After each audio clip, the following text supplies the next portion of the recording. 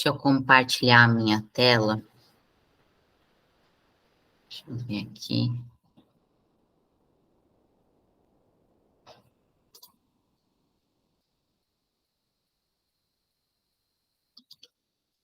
Tá. Vou aceitar aqui. Vocês conseguem ver, né?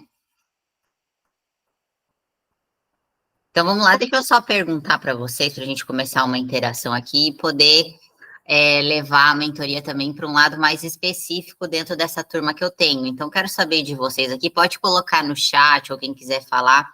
Eu quero saber quem é casada hoje. Levanta a mão ou coloca no chat. Casada, casada. Carla casada também. Tá, ok. Quem hoje é solteira?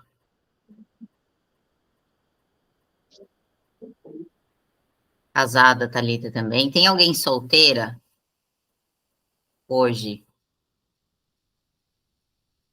Não tem ninguém solteira? Eu não tô vendo todo mundo também, se vocês puderem colocar a mãozinha ou colocar no chat. A Natália é solteira, é isso? Então tá, eu só tô perguntando para vocês, Patrícia é casada. A maioria é casada, pelo que eu tô vendo. Eu vou trabalhar com vocês inicialmente nessa primeira etapa aqui, uma questão que eu recebo bastante, né? Mas majoritariamente eu tô percebendo que vocês aqui são casadas, mas também, gente, mesmo dentro do casamento, a gente enfrenta alguns desafios e a gente também pode viver em disponibilidade. Então, esse é um tema bem recorrente nos meus atendimentos também. E eu quero abrir, né, esmiuçar esse tema aqui com vocês. Então, primeiro falando de indisponibilidade, né? Não só para quem é solteira, mas quem já está dentro de uma relação e mesmo assim não consegue se entregar profundamente àquele vínculo, né? Não consegue estar inteira para viver aquele relacionamento. E uma outra frase que eu recebo muito é: eu só atraio homens indisponíveis, né? Pessoas indisponíveis. Como é que a gente está? Um grupo inteiro de mulheres, eu vou falar bastante dessa questão do feminino, né? Que é algo que a gente, como mulher, a gente pode trabalhar, e do nosso lugar dentro de um relacionamento também.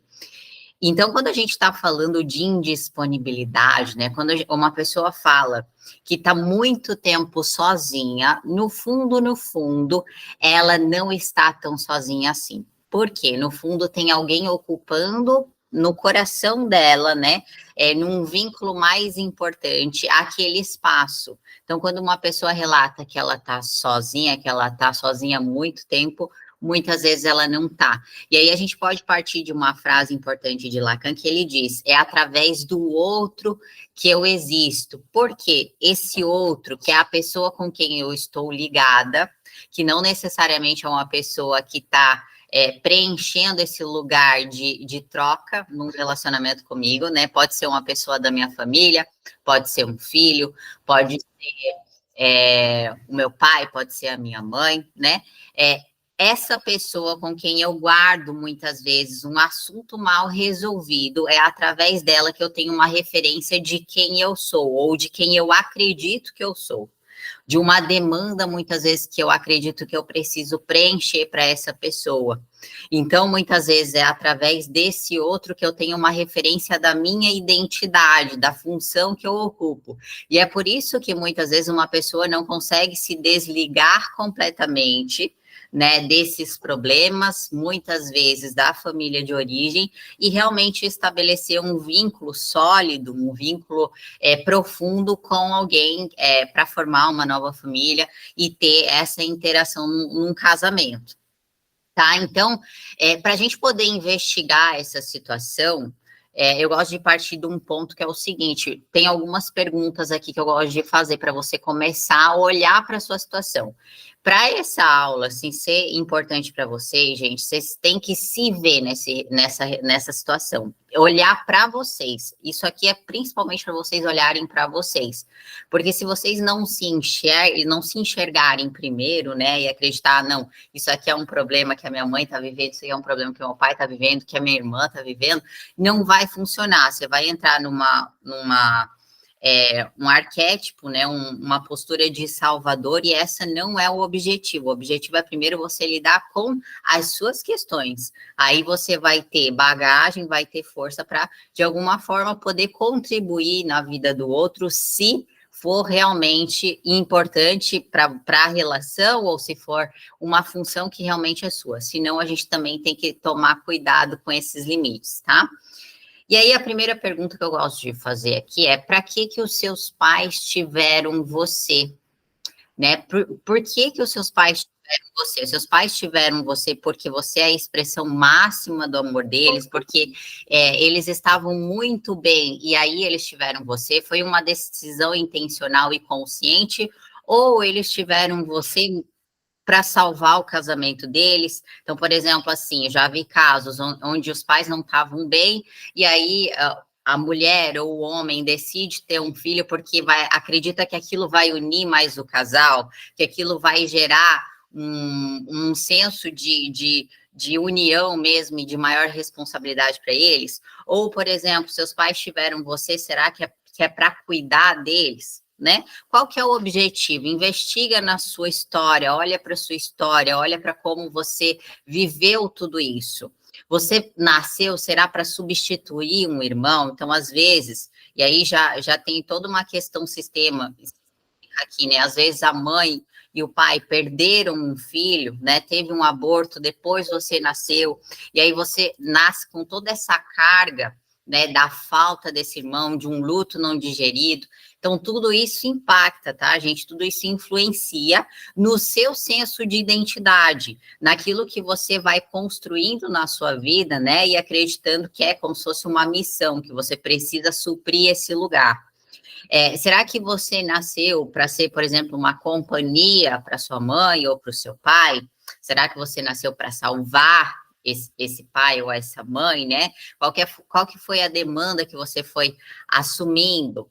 Será que você sente culpa por ter nascido, né? E precisa provar que merece viver? Porque eu já vi casos, já atendi casos onde os pais não decidiram ter o filho veio no supetão, né? Aconteceu, e o filho, ele sente como se ele tivesse culpa de ter nascido, como se aquilo fosse uma responsabilidade dele, e muitas vezes não consegue se desvincular desse lugar. Então, mesmo depois que se casa, né, isso pode ter um impacto na vida dele também, porque ele passa uma vida inteira tentando provar que ele merece aquela vida, que ele merece aquele lugar. Então, a gente tem que entender que a gente está falando aqui principalmente de uma identidade formada nesse lugar.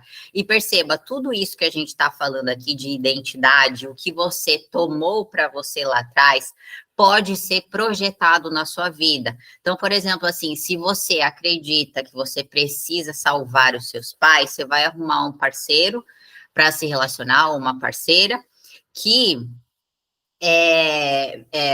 você não vê o parceiro, não vê a parceira, você acredita no projeto. Então, por exemplo, como isso para você é uma missão. Oh, meu Deus do céu, tá travando aqui.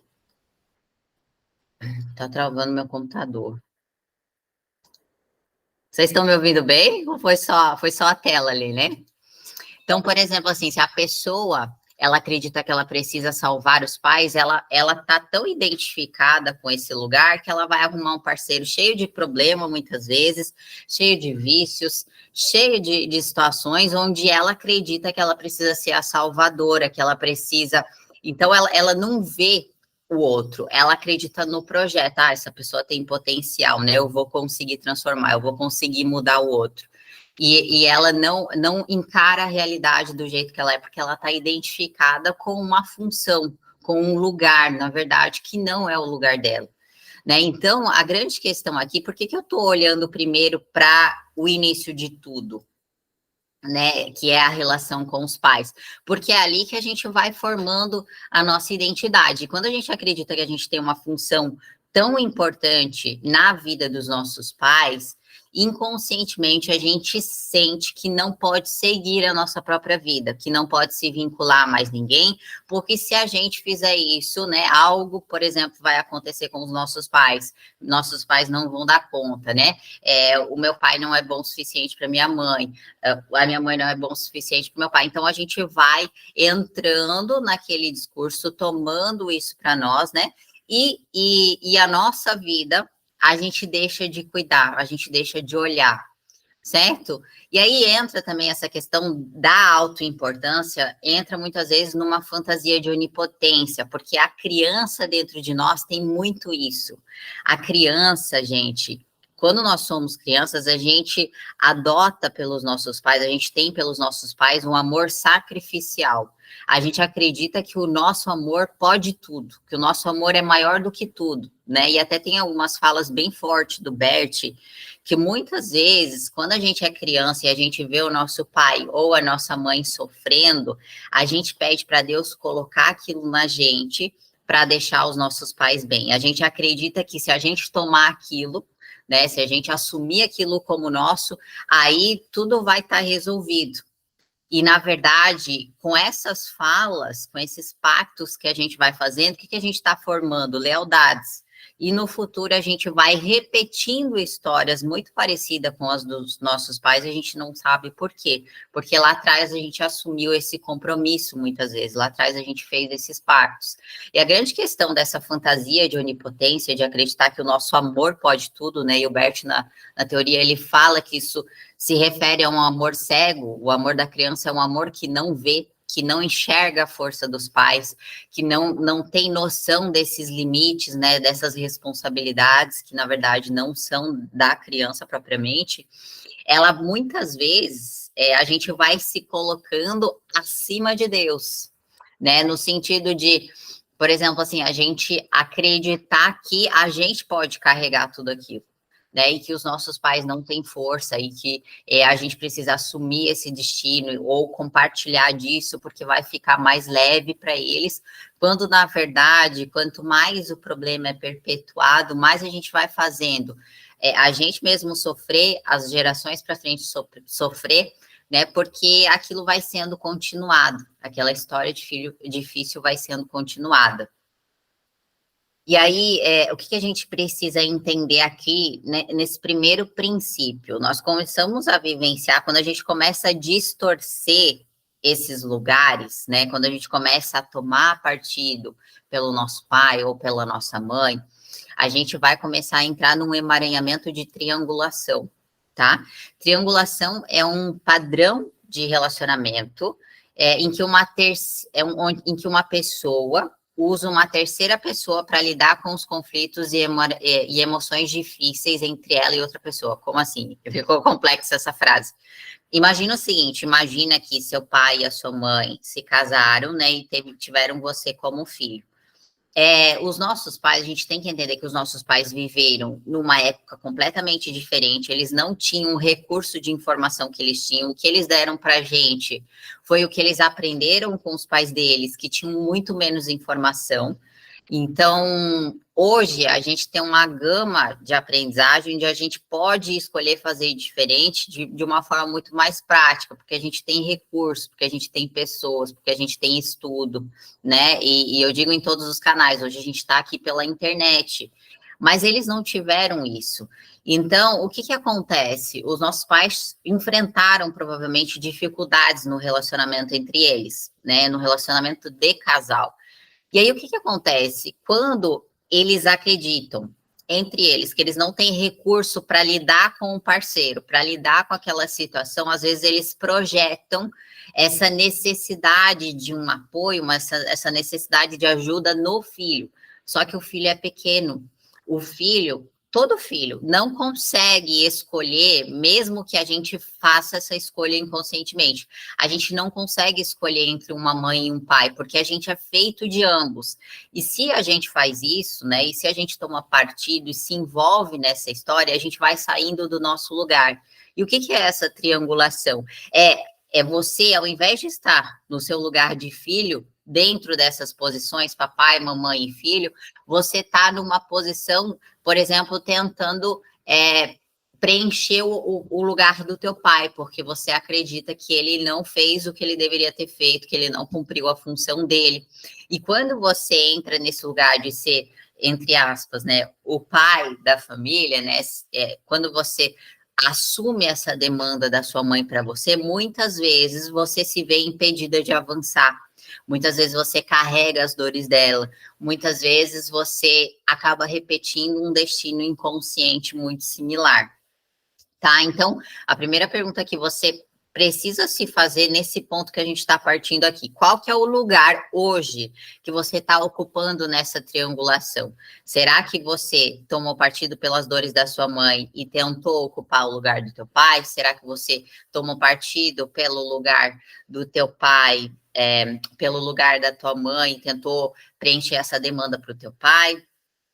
Como é que está essa situação dentro de você, no seu coração? Essa é uma primeira etapa, tá, gente? A gente está olhando para a origem, para a raiz, certo? Eu vou primeiro pausar aqui para ver como é que tá para vocês. Como é que tá essa parte? Tá claro? Vocês têm alguma dúvida? Ah, peraí que tem algumas pessoas na fila levantaram a mão. Primeiro a Natália. Natália, pode perguntar qual que é a sua dúvida.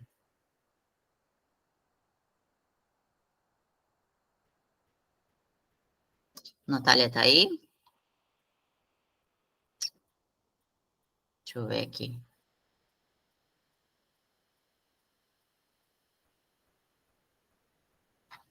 Não sei se a Natália tá aí. Tem alguém que tem alguma dúvida, gente? Levanta a mãozinha aqui do... Tá tudo certo? Tá tudo ok até agora? Patrícia, pode falar. Vindo. Dá para ouvir o que eu estou falando? Dá para ouvir. Então, assim, vamos dizer, a gente não saiba essas respostas. Por exemplo, se meus pais queriam ter filhos, que eu li no material, né, que você viu, se eles preferiam que fosse menino ou menino, como é que eles estavam naquele momento, porque a gente lembra muitas coisas da nossa infância, principalmente as partes que traumatizaram, vamos dizer assim, mas esses detalhes, assim, por exemplo, eu não sei. E daí eu fico assim, até pensando, o que que eu faço? Eu pergunto para minha mãe, que é a pessoa que eu tenho mais afinidade, vamos dizer, meus pais são separados e tudo mais, essas coisas, não sei como perguntar. Essa situação, assim, para mim é um pouco confusa, porque eu não sei muitas dessas respostas. Uhum. Então, é bacana você perguntar essas questões, se vocês têm a oportunidade, né? Se tem os pais vivos, vocês podem perguntar, se vocês tiverem essa intimidade, porque são questões que fazem parte da sua história. Então, quanto mais você entende sobre a sua história, quanto mais você entende as suas respostas em relação a essa história, mais você vai também criando uma gama de autoconhecimento, porque isso faz parte de você. Entende? Então, se você tiver essa abertura, essa intimidade, eu acho interessante, sim, não vejo problema nenhum. Beleza. Certo? Certo, obrigada. Nada. Mais alguém?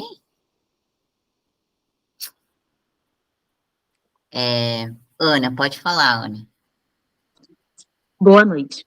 À noite. No caso de não ter essa abertura dos pais, não ter essa questão, esse vínculo, né, de abertura para falar, é só constelando? Uhum. Na constelação, a gente consegue observar os sentimentos, a gente consegue também abrir o campo e visualizar isso, tá? Vocês vão. Não sei se vocês já participaram de constelação alguma vez, mas aqui a gente vai ter esse espaço e vocês vão ver os movimentos, tá bom? Eu já até tentei fazer essas perguntas, mas sempre muito. A minha mãe é muito ríspida, então não rola. Uhum. Então tá, tudo certo. Você não precisa forçar também, tá bom? Tá, obrigada. Nada. Mais alguém? Então eu vou continuar aqui, gente. Depois eu abro mais uma rodada. Deixa eu ver. Edmira, pode falar. O teu microfone só está desligado. Oi, boa noite. Boa noite. Você disse agora se a gente percebesse tomamos a posição do pai ou da mãe na relação, mas Uhum.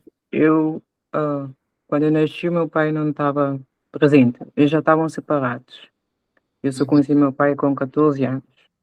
E sempre ouvi reclamações do meu pai, sempre a minha mãe pôs meu pai vamos dizer, na faixa preta. uhum, Então, eu nunca soube exatamente do lado do meu pai a história dele. Quando eu uhum, conheci, ele contou a parte dele, e eu nunca tomei parte da mãe ou do pai, só tentei compreender os dois lados. Enquanto uhum. que a minha mãe sempre dizia que eu tomava sempre a parte do meu pai, que ela queria Sim, que eu estivesse do lado dela. sim. Então, eu não sei, não sei se eu tomei a posição do meu pai ou da minha mãe. Não entendo. Sim. Então, assim, ó, isso a gente não pode trabalhar com hipótese, né? Mas, assim, o que você precisa olhar? Você teve uma convivência maior com a sua mãe, o que a gente precisa entender? Que a gente escolhe inconscientemente um dos lados por uma questão de sobrevivência. Então, por exemplo, assim, em algum momento você precisou, de alguma forma, aceitar o discurso dela, entender essa demanda ali, às vezes até concordar com aquilo inconscientemente para sobreviver. Então, é uma questão de sobrevivência que a gente escolhe e muitas vezes a gente vai tomando esse discurso, sabe? Até porque você passou muito tempo longe do teu pai. Então, é possível que você tenha, durante esse tempo, entrado nesse lugar compensatório, de assumir o lugar que seria o dele. Por quê? Porque a tua mãe te demandava isso, entende? Então, muitas vezes não é uma questão só que, eu escolhi por livre, espontânea vontade. Eu vi uma demanda ali da minha mãe. Então, eu imagino que se eu ocupo esse lugar aqui, se eu preencho esse vazio, eu vou ser mais amada por ela, eu vou ser mais amado por ele. Então, muitas vezes a gente vai se envolvendo sem perceber, por uma questão de querer o amor, querer a aprovação, querer essa aceitação deles também. Claro? Ah, sim, ok. Ok. Então, eu vou continuar aqui, gente, que a gente vai entrar numa segunda etapa, porque eu trabalhei primeiro a questão de pai e mãe, que é a questão mais forte, tá? Mas na indisponibilidade, a gente pode estar ligada a outros fatores, por exemplo, a ex-parceiros. Então, até na constelação, a gente trabalha muito essa questão do vínculo. Quando você vem para um segundo casamento, quando você já teve um primeiro casamento, ou quando você teve um relacionamento mais profundo, alguma coisa que tenha gerado um noivado, ou não isso, somente a questão da sexualidade ali envolvida já gera vínculo. Tudo isso precisa ser integrado, porque se eu termino uma relação e eu continuo dentro de mim ligada àquela pessoa de uma forma negativa, né, tendo sentimento de culpa, de raiva, de mágoa, de ressentimento ou de dívida, eu não processei esse luto dentro de mim, eu ainda estou inconscientemente ligada a essa pessoa. Então, o que a gente precisa entender? Vou trabalhar essa questão primeiro da culpa ou da dívida, que elas são muito similares. Muitas vezes você pode se sentir responsável, por exemplo, pelo falecimento do seu parceiro, ou você pode se sentir culpada pelo que não deu certo, né? Às vezes existe uma culpa real ali que você não digeriu, não processou, não olhou para isso, e aí a gente acredita muitas vezes que somente não olhar vai fazer o problema desaparecer, quando na verdade não. A gente precisa olhar para a situação, a gente precisa integrar aquilo, a gente precisa admitir aquele fato, para que aí sim a gente tenha força para transformar aquilo, né? Para modificar aquele padrão, para modificar aquela realidade. Muitas vezes, na culpa, no sentimento de culpa ou no sentimento de dívida, você fica alimentando fantasias e criando situações de como poderia ter sido diferente. Então, você fica negociando com a realidade, você não aceita que aquilo tenha chegado ao fim, você não aceita que aquilo terminou, e você fica na sua cabeça negociando que seja diferente do que realmente foi ou do que realmente é. né? Outro sentimento aqui que são muito similares é a raiva, a mágoa ou o ressentimento. Então, muitas vezes, diante de um fim de um relacionamento, você pode se apegar, por exemplo, ao papel de vítima, querendo justiça, querendo provar algo para essa pessoa, querendo, sabe, mostrar que tá bem, quando na verdade não é aquilo que você tá sentindo, quando na verdade você tá negando os seus sentimentos, você tá vivendo dentro de uma fantasia. Ou muitas vezes você busca uma compensação, então às vezes você não lidou com aquele fim, não lidou com aquele término, e aí você acredita que a pessoa está devendo ainda para você alguma coisa, e aí fica aquela dívida dentro de você, e aí você começa a se relacionar com uma outra pessoa, você vai cobrar a dívida dessa outra pessoa que não tem nada a ver com a situação. Então, tudo que a gente não integra, não resolve do nosso passado, no nosso coração, né, internamente dentro de nós, a gente vai levando para frente de maneira inconsciente. Certo? Então, o que a gente precisa entender? O que aconteceu nesse passado não vai mudar.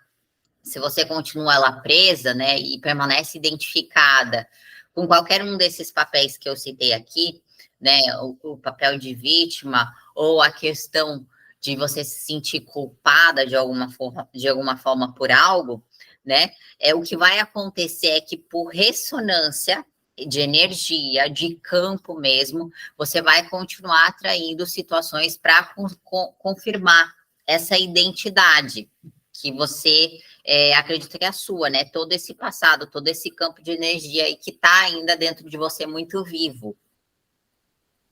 E aí a gente precisa aqui fazer alguns questionamentos. Quem que é essa pessoa, por exemplo, que hoje está ocupando esse lugar na minha vida, né, de um vínculo mais importante para mim, e que não necessariamente é um parceiro, né? As casadas, aqui a maioria é casada, né? Vocês podem estar casados, mas pode ser que o seu parceiro ou a sua parceira, né? Eu não sei, não seja a pessoa o vínculo mais importante da sua vida. Por quê? Porque talvez você esteja ligada muito mais forte aí a uma outra pessoa. Então, a gente precisa investigar isso. Quem que geralmente é o tema das suas conversas? Então, por exemplo, você está lá numa roda de amigos, você está numa roda de amiga, de quem que você fala? Né? Geralmente, essa pessoa que é o tema das suas conversas, você não necessariamente tem uma boa relação com ela, na verdade é o contrário.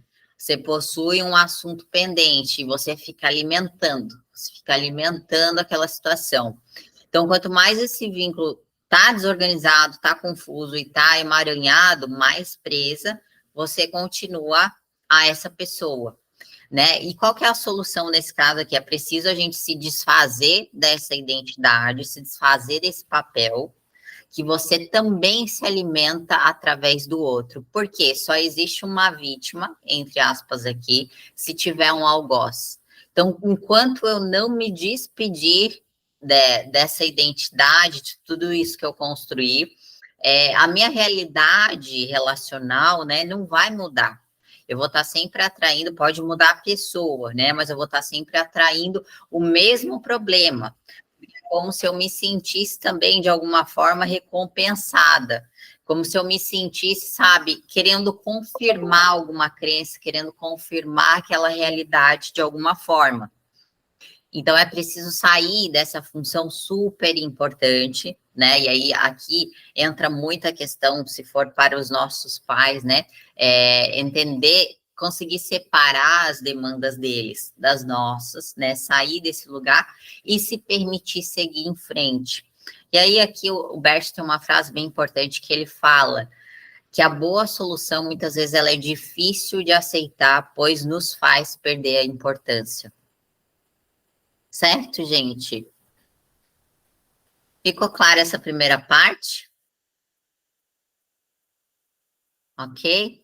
Então, eu vou entrar aqui na segunda parte, deixa eu pegar aqui, onde a gente vai falar de feminino e masculino dentro de nós. Então, o que a gente tem que entender? Feminino e masculino, todo mundo tem, seja homem ou mulher, nós todos temos essas porções dentro da gente, tá? O que é o feminino e o masculino? O feminino, ele é o nosso mundo interno. A gente tem que entender que o feminino é dentro. O feminino é essa parte interna do gerar, né? A gente gera no nosso feminino. E o masculino é o mundo externo, é fora, é aquilo que está manifestado, tá? E quanto mais esse meu feminino, quanto mais o meu mundo interno, o meu diálogo interno, as minhas emoções, elas estão feridas, né? Quanto mais eu estou ferida dentro de mim, mais eu manifesto essa realidade fora.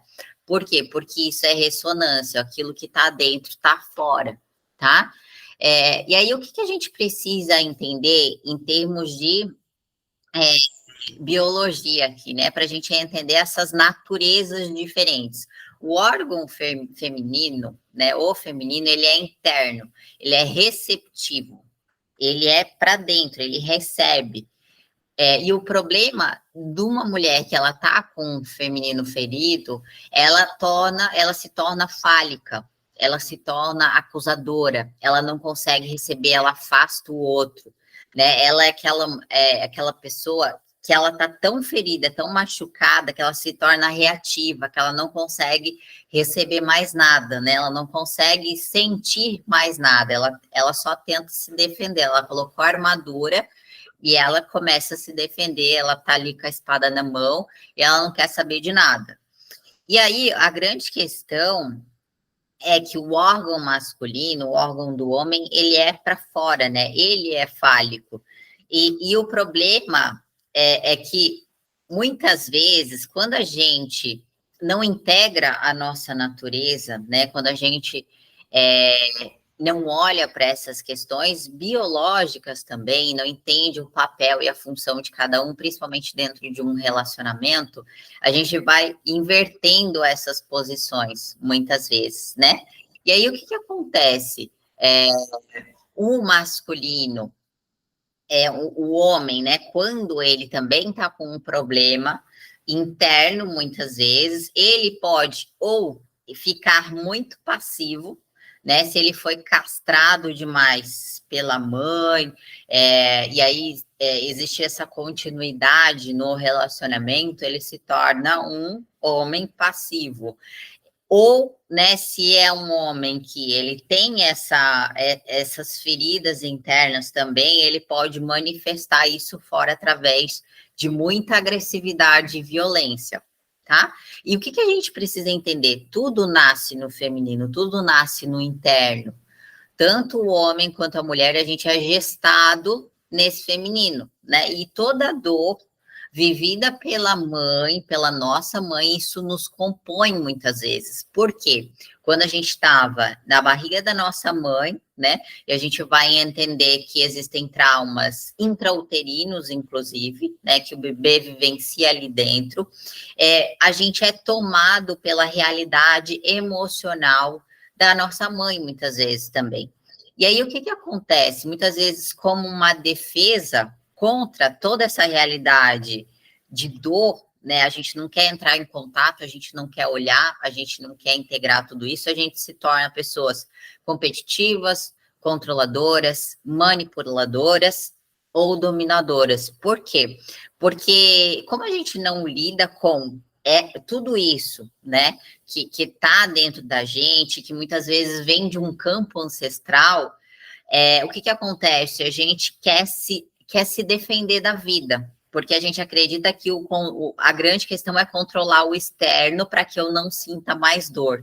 Mas não é assim que funciona, né? A questão é de dentro para fora, é a gente revisitar tudo isso, é a gente fazer um processo bem profundo de sentir tudo isso, de digerir tudo isso, para que, de fato, né, a gente consiga lidar com tudo isso, né? Porque isso não vai sumir, né? A fantasia que a gente tem é eu quero me livrar de tudo isso. E o Bert, a teoria do Bert é totalmente contrária. Ele vai dizer que você precisa incluir tudo isso, porque tudo isso faz parte. E a partir do momento que a gente inclui, a gente ganha outra força também. Porque, na verdade, quando a gente não olha para tudo isso, a gente fica presa, fica refém nos nossos mecanismos de defesa, né? Esses mecanismos, eles promovem uma castração mesmo da nossa identidade, né? E de toda essa realidade de dor. Então, a gente vai, justamente, como eu disse para vocês, querer se defender, acreditar que o controle está fora.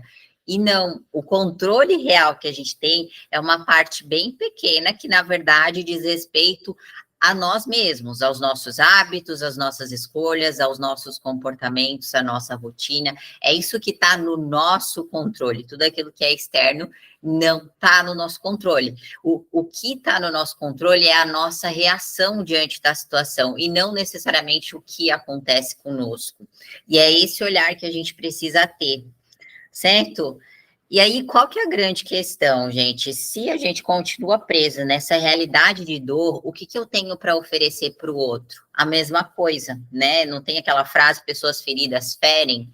Então, enquanto a gente não olhar para as nossas feridas, né, integrar tudo isso, curar tudo isso, de uma certa forma, a gente vai se tornar reativo, a gente vai se tornar uma pessoa manipuladora, castradora, como eu disse para vocês aqui.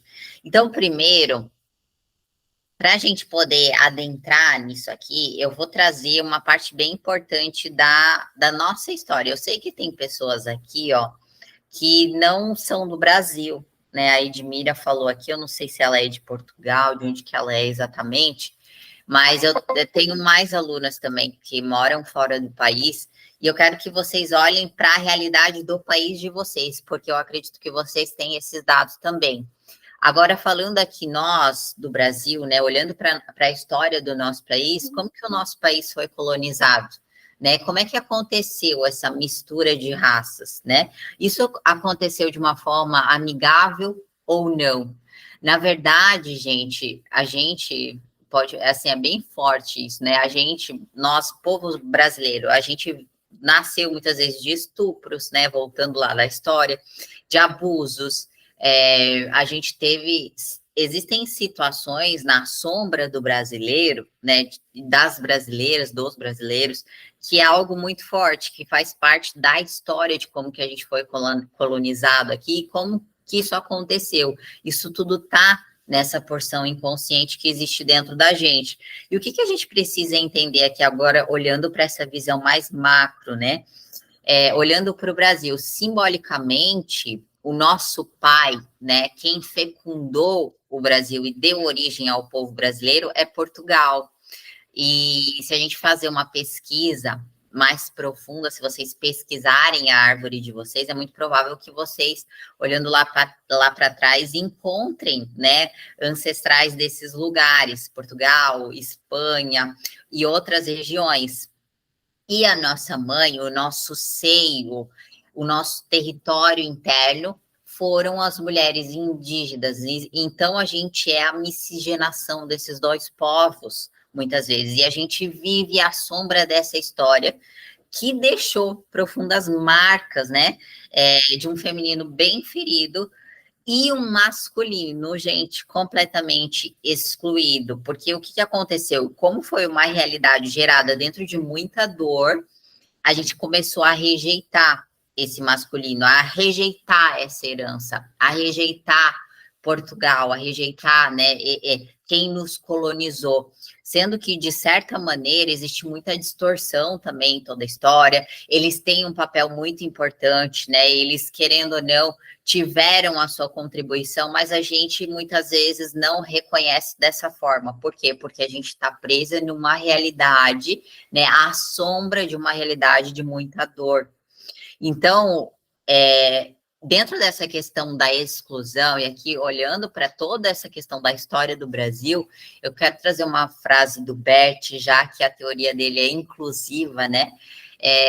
Para vocês entenderem melhor esse passo importante da gente poder incluir o nosso pai biológico, né? A nossa mãe biológica, e o nosso pai maior, aquele que nos colonizou, a nossa mãe indígena, que muitas vezes a gente inconscientemente pode ter vergonha de toda essa história, mas que nos compõe. Então, Bert, ele vai dizer que tudo aquilo que a gente rejeita, isso se apodera de nós. Já tudo aquilo que eu respeito me deixa livre. E por não conseguir respeitar, muitas vezes, boa parte daquilo que nos compõe, que faz parte da nossa natureza, né? Que é quem nós somos e quem nos deu origem, a gente vive muitas vezes a reprodução dessas sombras, né? A sombra dessa história. A gente se tornou, agora falando do povo no geral, né, gente? A gente se torna um povo vitimista, uma nação sem pai, então falar isso, gente, é uma questão de dados, né? Existem várias pessoas no Brasil que não foram nem registradas com o nome do pai. A Edmira, que falou aqui, ela também teve uma história muito parecida, né? De não conhecer o pai até os 14 anos. A gente continua dentro dessa história da qual a gente foi gerada, em uma guerra velada entre homens e mulheres, né? Então, qual que é a tendência diante de tudo isso? As mulheres, em sua maioria, não estou dizendo que são todas, tá? Mas a tendência é que as mulheres reproduzam os comportamentos e as escolhas e vivem destinos muito parecidos com o da mãe ou com o das mulheres da família, do sistema, tá? Existe uma lealdade muito forte de gênero. E o homem, em sua maioria, eles reproduzem comportamentos, escolhas e vivem destinos muito parecidos com o do pai. Mesmo a gente, muitas vezes, recriminando as escolhas da nossa mãe, as escolhas do nosso pai, a gente inconscientemente faz igual também. Tudo isso por uma necessidade de pertencimento. Por isso que a gente precisa tomar consciência de tudo isso, né? A gente precisa entender que para a gente se libertar de todos esses emaranhados, desses enredos, a gente vai precisar olhar com honra para toda essa história, né? A gente vai precisar olhar com respeito para tudo isso, porque quanto mais a gente vai tomando partido, quanto mais a gente vai ficando envolvido, né? Vai escolhendo um lado e o outro a gente vai rechaçando, mais a gente vai viver à sombra de tudo isso, a gente vai internalizando esse problema, tá? E aí, eu vou trazer aqui duas questões importantes que parte de uma realidade, por mais que o Bert, ele não fale, né, disso de uma forma clara, mas assim, o Bert, ele bebeu da fonte do Freud. Então, ele estudou psicanálise durante muito tempo, ele veio dessas bases, né? E até no curso eu dou um panorama um pouco ali para quem assistiu às aulas. Tem uma aula que eu falo um pouco dessa questão do desenvolvimento infantil, né? O desenvolvimento psíquico da criança. Existe uma fase que ela se inicia mais ou menos ali dos 5 aos 7 anos de idade, onde a criança ela vai desenvolvendo a sexualidade dela, tá? Psíquica, principalmente, tá? Mas ela vai começando a sentir uma sensibilidade nos seus órgãos genitais.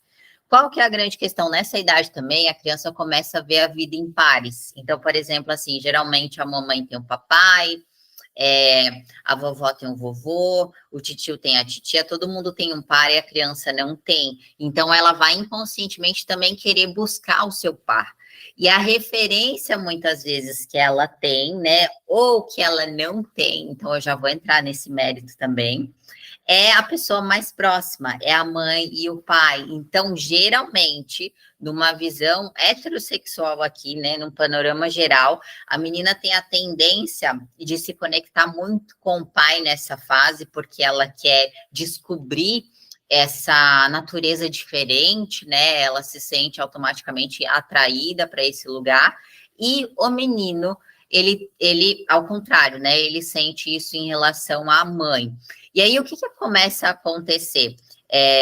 Não é de uma forma sexual, mas é uma questão de envolvimento em relação às dores, muitas vezes, né? O filho homem começa a se aliar à mãe, a se aliançar à mãe, e a filha mulher pode se aliançar ao pai. Quando ela não tem o pai, quando ela não tem uma referência de masculino, né, perto, porque diante de toda essa história, a gente entende que é uma questão que eu vejo também muito nos atendimentos, tem muitas pessoas que crescem sem ter o pai por perto, o que que acontece? Quando a mulher não tem o pai próximo, ela vai inconscientemente em busca desse pai também. Por isso que ela vai se sentindo cada vez mais atraída para essa esfera do masculino, e ela vai se identificando com isso. E é por isso que, muitas vezes, no relacionamento, a gente vai criando naturezas invertidas, porque a gente está identificada, a gente está conectada com um lugar errado. Então, quero trazer algumas características aqui do filhinho da mamãe e da filhinha do papai, para vocês entenderem como que isso acontece na prática. O filhinho da mamãe, que é aquele que está inconscientemente ao lado da mãe, que está buscando inconscientemente ocupar o lugar do próprio pai, quem que ele é? Ele é dependente emocional, ele sempre busca a aprovação, muitas vezes, dessa mãe ou de alguém que represente esse papel para ela, então ele vai buscar a aprovação da mulher, ele não consegue fazer nada sozinho, tem que sempre estar junto, né? Ele não vai no médico, ele não vai no supermercado, ele não faz nada sozinho, ele precisa de alguém que valide as ações dele. É uma pessoa que tem muita dificuldade de tomar decisões, então ele fica numa esfera, como ele está na esfera feminina da mãe, ele se torna uma pessoa muito passiva. Então, ele espera que os outros decidam, que os outros tomem atitude, que os outros façam no lugar dele, né? É um homem que vai ter pouca autonomia, né? Por quê? Porque, na verdade, como ele está ocupando esse papel ao lado da mãe, como ele acredita que ele precisa ocupar o papel do pai, ele não tem por que sair dali, né? Ele tem ali uma necessidade suprida, um conforto, tá na casa dos pais ainda, tem tudo, tá tudo certo, e ao mesmo tempo ele troca a autonomia emocional dele para poder, de alguma forma, ter a vida confortável ali. Então, ele fica preso nesse lugar. E também é um homem que pode ter muita dificuldade de estabelecer relacionamentos saudáveis, tá? São homens que vivem na esfera da mãe e muitas vezes julgam o pai, permanecem, como a gente fala na constelação, muitas vezes casados com a mãe e fazem um voto de lealdade em relação a ela, tá? Outra aqui, agora é a questão da filhinha do papai.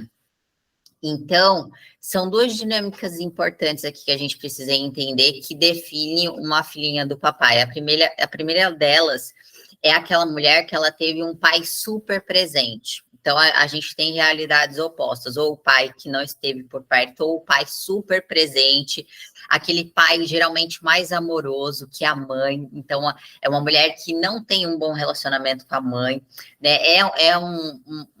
Uma mulher que tem um pai tão presente que esse pai se torna um herói para a filha, né? Essa filha, ela fica completamente apaixonada por esse pai. Não existe nenhum homem à altura desse pai, né? E geralmente pode ser uma mulher que se torna dependente financeira desse pai, tá? Essa é uma primeira situação. E uma segunda situação é aquelas mulheres que não tiveram um pai presente. E por isso, elas sentem inconscientemente que elas precisavam fazer o papel dele, né? Que elas precisavam suprir essa demanda de um masculino faltante. Então, são mulheres fortes, são mulheres guerreiras, são mulheres que assumem a demanda emocional da mãe, são mulheres que não consideram o pai, muitas vezes, no coração, e por isso vão assumindo esse papel dele. E aí o Bert vai dizer o seguinte: uma mulher que se sente superior à sua mãe não respeita os homens, não os entende e, em princípio, não precisa deles, pois agindo assim, isso significa que ela se sente uma mulher melhor para o seu pai, portanto, já tem o seu homem e não precisa de nenhum outro. O mesmo vale para os homens. O homem que não toma o seu pai não tem respeito pelas mulheres, pois já tem a mãe como a mulher mais importante para ele. O filho, para se tornar um homem, deve renunciar à primeira mulher da sua vida, que é a sua mãe, e a filha, para se tornar mulher, deve renunciar ao primeiro homem da sua vida, que é o seu pai. O amadurecimento em uma relação real entre dois adultos pede uma profunda despedida da família de origem. A gente pode ver, gente, esse contexto para quem também entra, né, nesse viés da espiritualidade, né? Tem uma fala muito importante lá em Gênesis que vai dizer: por essa razão, o homem deixará pai e mãe e se unirá à sua mulher, e eles se tornarão uma só carne. Esse versículo ele se repete várias vezes, na verdade, na Bíblia, para a gente entender um conceito muito importante, que é, a partir do momento que eu estou construindo a minha família, eu preciso deixar esses papéis e essas funções invertidas que inconscientemente a gente vai assumindo lá atrás, certo? Deixa eu só voltar aqui.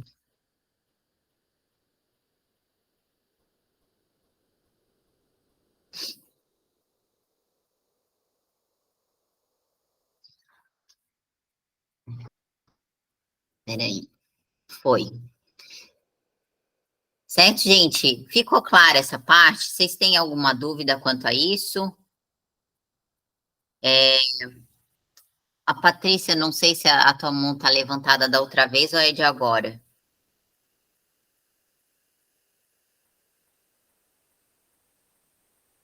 Não? Ah, tá. Pode falar, Lilian. Boa noite.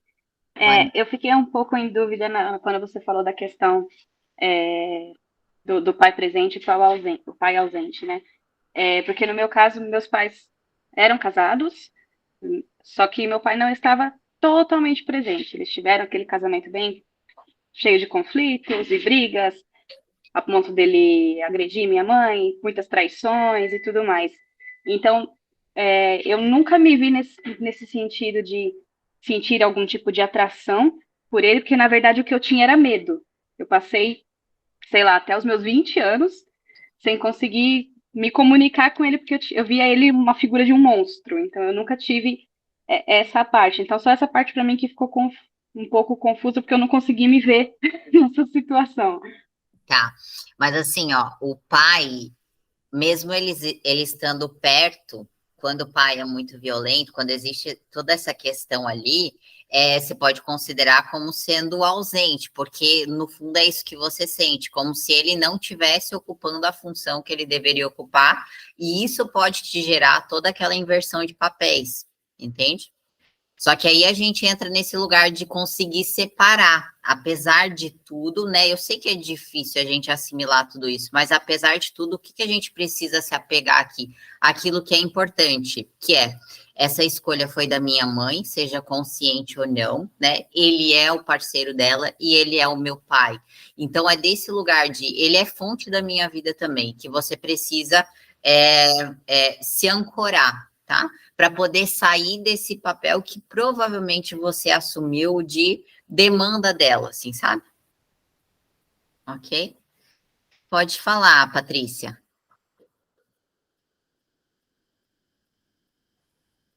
Oi, Tainá, boa noite. Boa noite. Eu acho que complementa aí a questão que a Lilian, acho que a Lilian estava trazendo agora. Porque você trouxe o filhinho da mamãe e a filhinha do papai. E a minha pergunta era: tem filhinha de mamãe e filhinho de papai? Tem alguém que fica, o homem que fica com o pai e a mulher que fica com a mãe? Né? Porque eu consigo me ver nos dois papéis, aliás, né? Em assim, fases diferentes da minha vida, na verdade. Uhum. E aí eu fiquei com essa dúvida, se tem esse papel da mulher assumir e ficar contra o pai no lugar da mãe e seguir toda essa caminhada aí de filhinha de mamãe, por Uhum. exemplo. Sim, ela continua sendo a filhinha do papai, tá? Porque essa foi a única nomenclatura que ele usou, só que nesse outro polo, da mulher guerreira, da mulher que precisa assumir esse lugar masculino, da mulher que tem mais força, da mulher que vai assumindo esse lugar que deveria ser o lugar do pai. Então, a nomenclatura é a mesma, só que são, como que eu posso dizer? Estágios psíquicos diferentes, entende? Então, uma muitas vezes ela fica num arquétipo mais de princesa, de dependência, né? Que é aquela apegada ao pai, e a outra é aquela que, por essa ausência do pai, ela vai assumir a guerra pela mãe, ela vai tentar suprir essa falta que um masculino fez, né? Mas a nomenclatura é o mesmo. A nomenclatura é o de menos, tá, gente? É só para vocês entenderem o efeito dessa inversão de papéis na vida de vocês, tá bom? Ok? Mais alguém? Tem alguma pergunta? Então, assim, ó, gente, eu vou iniciar a constelação agora. Deixa eu só interromper o compartilhamento para ficar melhor. Deixa eu ver aqui. Agora ficou melhor. Como é que eu vou fazer? Eu vou fazer um sorteio. Deixa eu só abrir aqui o site.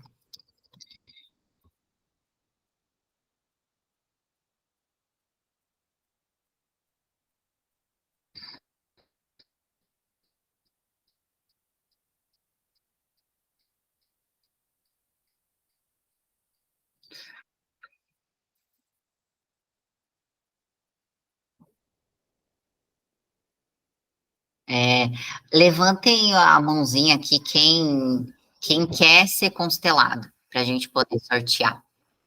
Ana, Lilian, Natália. Deixa eu só colocar aqui. Tá.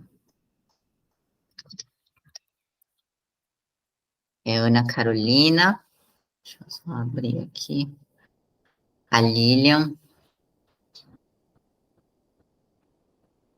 É todo mundo? É todo mundo, acho, né? É todo mundo, né? Tá. Deixa eu ver aqui.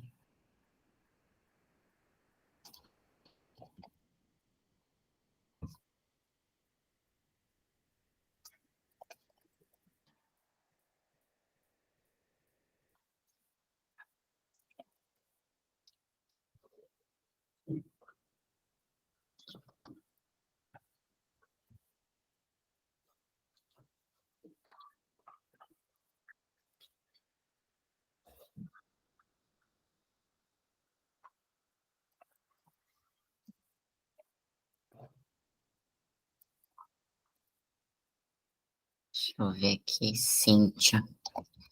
Eu vou compartilhar aqui essa tela também com vocês. Deixa eu só ver aqui. Sorteio. Eu não esqueci de ninguém, né? Ana Carolina, Lilian, Natália, Thalita, Edmira, Carla, Patrícia, Sato, Patrícia Oliveira e Cíntia. É isso, né? Esqueci de alguém? Se eu esqueci, vocês dão um berro aí. Então, eu vou sortear, tá, gente? Cíntia. Deixa eu só interromper aqui. Cíntia, cadê você? Oi, Oi, tudo bem? tudo bom? Então, vamos lá, Cíntia. Você já fez constelação alguma vez? Já conhece? Já fiz. Já fez? Tá. Já. Então, me conta o que você deseja constelar Eu acho que hoje o que me aflige mais realmente é meu relacionamento com meu pai. com seu pai. Uhum. Uhum. Tá. O que acontece, assim? Então, eu acho que ele foi um. Eu faço terapia, e nessa terapia de esquema que eu faço, eu fui descobrindo que ele foi um pai muito abusivo, muito autoritário, reprimia minha mãe, batia. E eu não enxergava assim. Que ele é narcisista, foi outra coisa que eu descobri, que ele é altamente narcisista. E eu sempre tomei o lado da minha mãe, eu acho que eu fui meio essa mulher guerreira aí que você falou, mas hoje, assim, minha mãe sempre foi louca pelo meu pai, dependente dele, assim, emocionalmente, e eu sempre tomei o lado dela, mas agora ela tá com Alzheimer, e assim, tá muito frágil, né? Então, assim, eu ver ele maltratar ela com Alzheimer, isso me abala muito, entendeu? Uhum. Você tem mais irmãos? Tenho Quantos? 3. 3 irmãos. E você é qual? A terceira. Depois de mim, minha mãe teve 2 abortos, e aí teve mais um, né? Tá. Uhum. É, e você é casada hoje? Então, Você tem filhos? tenho um casal. Um casal? E você já perdeu algum filho? Ou não? Sim, Já. um. Tá, ok. Então tá. Eu vou pedir para quem tá com a mãozinha levantada, pode baixar agora para a gente poder iniciar. Eu vou pedir para todo mundo respirar profundamente. Esvazia. Ótimo. Eu vou pedir para a Cíntia escolher alguém para representar você nessa constelação. Eu vou escolher alguém para me representar, é isso? Isso. Uhum. Deixa eu aparecer aqui. Ah, Edmira. Edmira, você aceita representar a Cíntia? Aceito. Uhum. Ok. Cíntia, escolhe alguém para representar o seu pai. Patrícia. Qual delas? Tem 2. É porque na minha tela não está aparecendo todo mundo, mas a Patrícia Sato. Patrícia, você aceita representar o pai da Cíntia? Sim, aceito. Ok.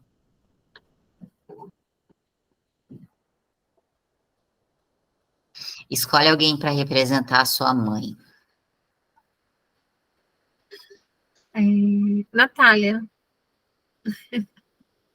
Natália, você aceita representar a mãe da Cíntia?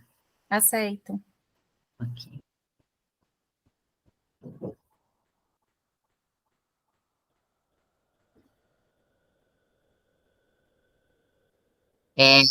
Edmira, o que você sente quando olha para Patrícia? Eu sinto um pouco de conexão com o tema dela, em relação ao pai. Tá. Mas quando você olha para Patrícia, o que você sente? Compaixão? Você está olhando para Cíntia ou para Patrícia? Cíntia. Tá. Assim, eu vou fazer o seguinte, eu vou pedir para a Cíntia escolher uma outra pessoa para representar ela, porque a Edmira está muito envolvida e ela está querendo te ajudar. Sim. Então, não vai funcionar, tá? Só para você assistir um pouco, tá, Edmira? Tá bom. Se conectar com o campo. Então, Ana Carolina. Tá. Ana, você aceita representar a Cíntia? Aceito. Ok.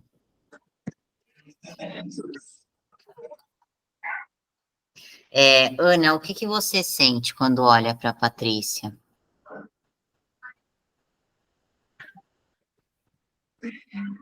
Vazio.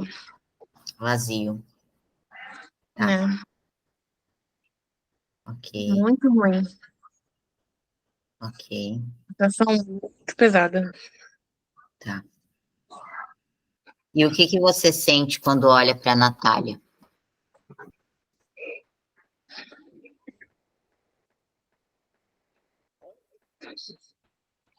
Minhas mãos estão geladas, o corpo está gelado.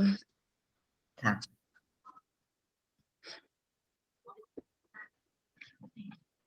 Ok. Patrícia, o que você sente quando olha para a Ana?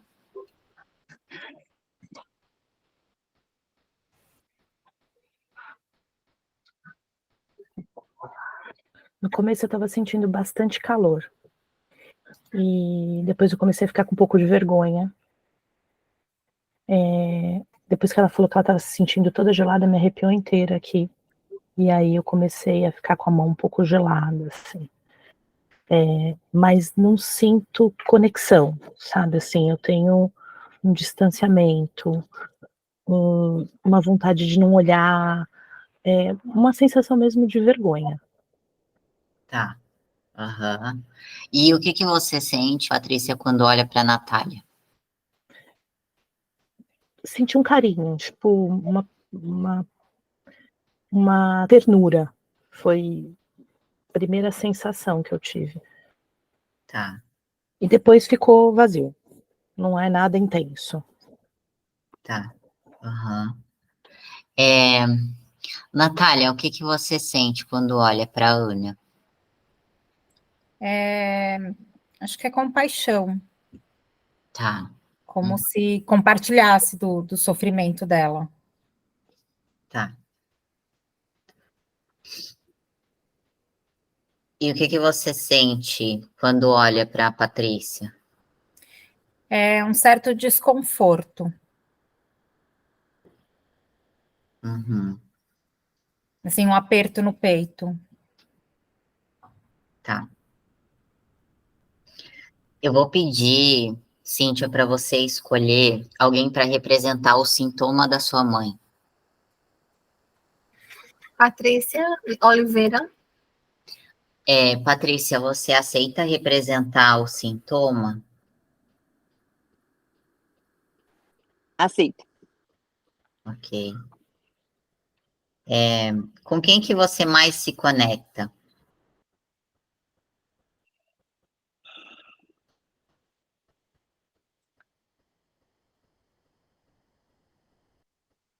Acho que com a Ana. Com a Ana? O que que Mas é você... confuso, assim, sabe? Confuso? Uhum. Tá. O que que você sente quando olha para a Ana?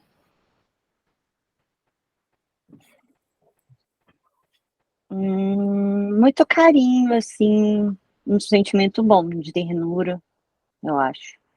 Mas é bem confuso, eu não sei explicar, assim. Eu nunca fiz constelação em grupo, é a primeira vez, assim. É, é um carinho, assim, e ao mesmo tempo confusão. Tá. Quem que se conecta com a Patrícia? Eu, A Natália e a Patrícia também? Tá. O que que você sente, Natália, em relação à Patrícia? A Patrícia Oliveira? uma certa identidade, um pertencimento, assim. Tá.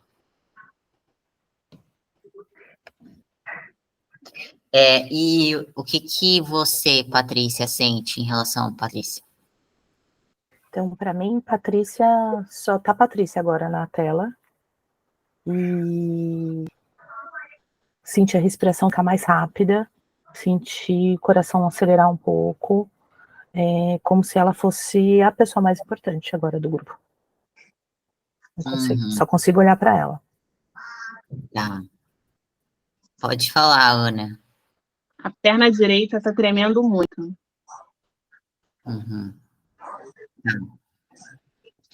Eu vou pedir para Patrícia Sato olhar para a Natália e dizer assim para ela: eu sinto muito. Eu sinto muito.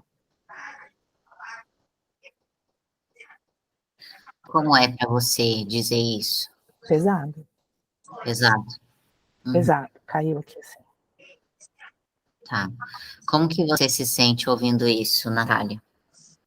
É como se fosse da boca para fora. Você não acredita? Não. Tá. Uhum. E para você, como é que foi dizer, Patrícia? Foi pesado. É como se, quando eu falei, desceu uma carga aqui no meu ombro e tá pesando. Tá. Você vai olhar para a Natália e vai dizer assim, ó: é muito difícil para mim. É muito difícil para mim. É muito difícil para mim. Minha mão tá gelada. Como que é para você ouvir isso, Natália? É bem diferente a sensação, é como se você sentisse, como se eu sentisse o peso dessa dificuldade, assim, sabe? Dá até uma certa vontade de chorar, como se estivesse realmente percebendo o quanto é difícil para ela. Uhum. Uhum. Tá. Como que você se sente ouvindo isso, Ana? Você tá com o microfone desligado. Minha mão tá fria, tá dormente, a perna tá tremendo. O sentimento ainda tá pesado. Uhum. Tá. Eu vou pedir para Como se tivesse você medo. medo. Uhum. Eu vou pedir para você olhar para a Natália e dizer assim para ela: eu sinto muito, mãe. Eu sinto muito, mãe.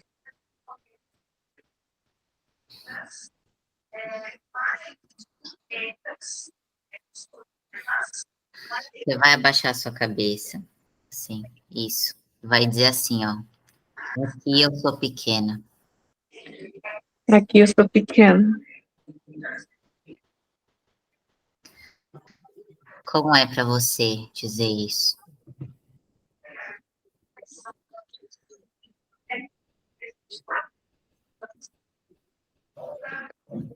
É dolorido. Uhum, Muito. uhum. Eu vou pedir para você olhar para Patrícia, para Patrícia Sato, e dizer assim: pai, Ai, você fez muita falta. fez muito falta.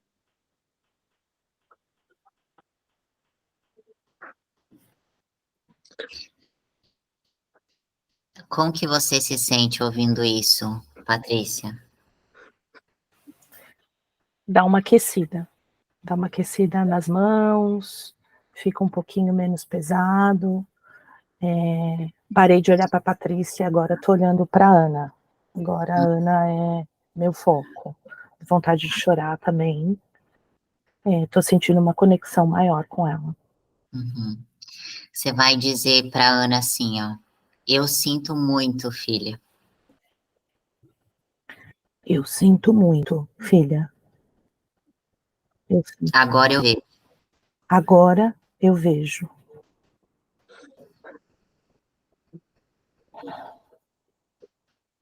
Isso é meu e da sua mãe. Isso é meu e da sua mãe. Como é para você dizer isso? Saiu o peso. Saiu o peso do ombro. Como que você se sente ouvindo isso, Ana? Alívio, eu tô com calor. Uhum, uhum. Calor. E você? A perna parou de tremer. Uhum. E você, Natália, como que você se sente? Nossa, antes da Patrícia falar, da Ana falar a parte de pai, eu estava desesperada, assim, uma vontade de pegar a Ana no colo, sabe? De acolher, de parar com esse sofrimento. E aí, depois que a Patrícia falou, deu uma sensação de leveza. Uhum, uhum. Eu vou pedir para você, Natália, estender as suas mãos assim para frente, olhar para a Ana e dizer assim: eu te abençoo. Eu te Travou? abençoo. Opa, peraí, gente. Vocês estão me vendo? Deu uma instabilidade aqui. Voltou? Você fala de novo. Eu te abençoo. Como que você se sente ouvindo isso, Ana? Bem, Uhum, ótimo, em paz. ótimo. Uhum. Eu vou pedir, Cíntia, para você escolher alguém para representar o seu marido. Lilian, Lilian, você aceita representar o marido da Cíntia? Aceito.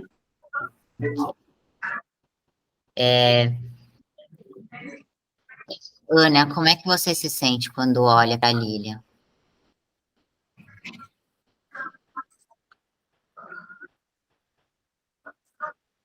Bem, Bem, feliz. Bem, Uhum. E você, o que que você sente, Lilian? Sinto carinho, sinto uma vontade de acolher. Uhum. Então, eu vou pedir para você imaginar que você abre seus braços, e você também, Ana, e vocês se dão um abraço nesse momento.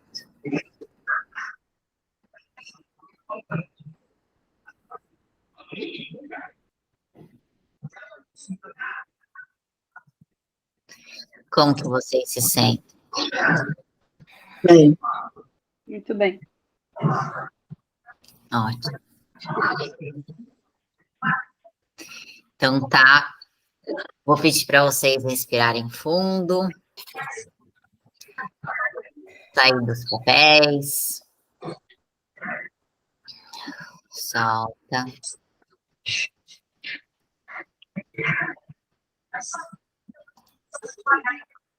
Pronto. Então, gente, como é que foi?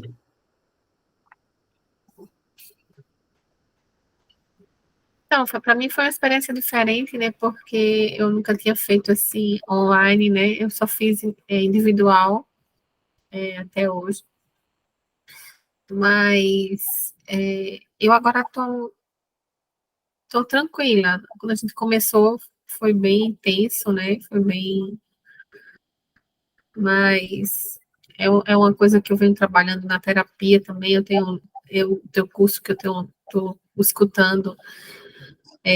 Estou naquela zona de desconforto, né? Porque quando você começa a enxergar, tirar as nuvens que vão, os véus, né? Da sua frente, você vai.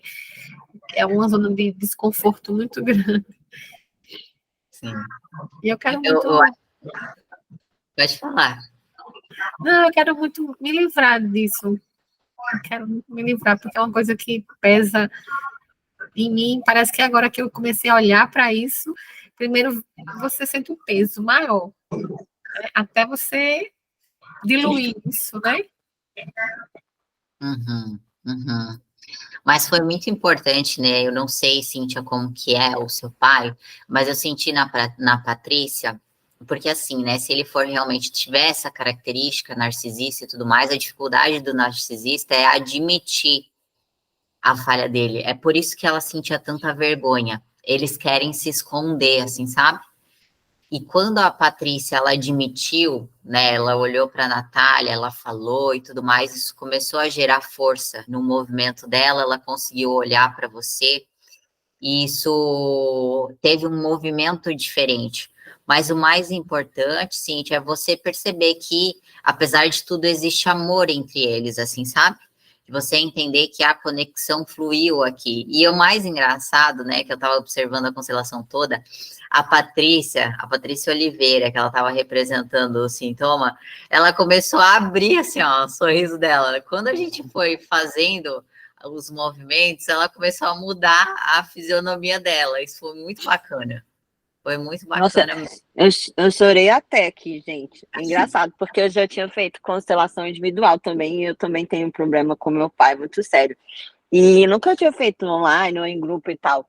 É muito legal, assim, e eu achei bacana hoje de estar aqui com todo mundo, eu até queria falar isso, porque faz a gente não se sentir sozinho, assim, no mundo, assim, saber que outras pessoas passam pelas mesmas coisas que a gente, assim, sabe? E que entendem, né, a gente, eu achei isso legal. Sim, sim. É muito bacana, gente. Vocês vão perceber que no final dessa mentoria a gente vai estar muito ligado uma à outra, todo mundo vai estar amiga, porque a gente se conecta mesmo, tá? Pode falar, Patrícia. Eu não, eu Foi só tava legal mexendo agora. no nariz aqui. Outro Patrícia. Agora foi legal lá no mosaico agora, porque todo mundo fez assim quando falou que a gente não tá sozinho, né? Acho que tá todo mundo aqui por causa disso, porque a gente quer achar ou descobrir ou ter certeza de que o nosso problema não é o único no mundo, né? Só para compartilhar, quando a gente já saiu do papel, mas quando a Lília entrou, a sensação que eu tive foi de que meu trabalho estava feito. Foi muito engraçado, assim. Então, tipo, realmente aquela coisa de entregar, sabe? Assim, de abençoar de alguma forma e ver a Ana caminhando. Foi muito engraçado. Ela entrou, me arrepiou inteira, e aí eu senti um vazio bom, assim, sabe? Foi um desprendimento, foi muito legal. E já tinha participado, já tinha visto, mas ainda não tinha representado. E cara, não é nenhum bicho de 7 cabeças, né? É muito. A gente não manda em nada, é muito engraçado isso, é muito legal, é muito poderoso tudo isso. Tô bem feliz. Sim, Feliz que por ter bom, ajudado de alguma forma. que bom. Eu só quero compartilhar também aqui com a Edmira, tá, gente? Que assim, ó, não é nada pessoal, tá, Edmira? Eu acredito talvez você nunca tenha participado, mas a constelação ela perde força se a gente tenta ajudar. Então, na verdade, tem que ser espontâneo, né? O sentimento e as sensações são o que estão vindo para você. E eu senti você muito conectada com a Cíntia, querendo resolver a situação para ela.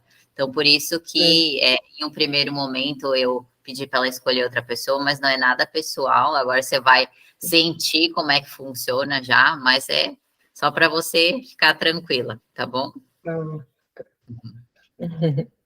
Vocês têm alguma pergunta a mais? Então tá, gente. Por Eu hoje, queria agradecer, viu, a participação, né, de todos. a gente agradece. Por hoje é isso, tá? A gente convida vocês a participarem dos próximos encontros. A gente vai ter mais constelação. Para o final da mentoria, eu também vou dar abertura para a gente fazer um dia, eu acho que é no último, a gente vai fazer mais constelações também. Então, fiquem tranquilos que vocês vão ter a oportunidade de participar, tá bom? Obrigada, viu, gente? Até o próximo encontro. Obrigada. Obrigada. Boa Tchau, noite a tchau. todas. Boa Boa noite. Tchau. Tchau. Tchau, boa noite.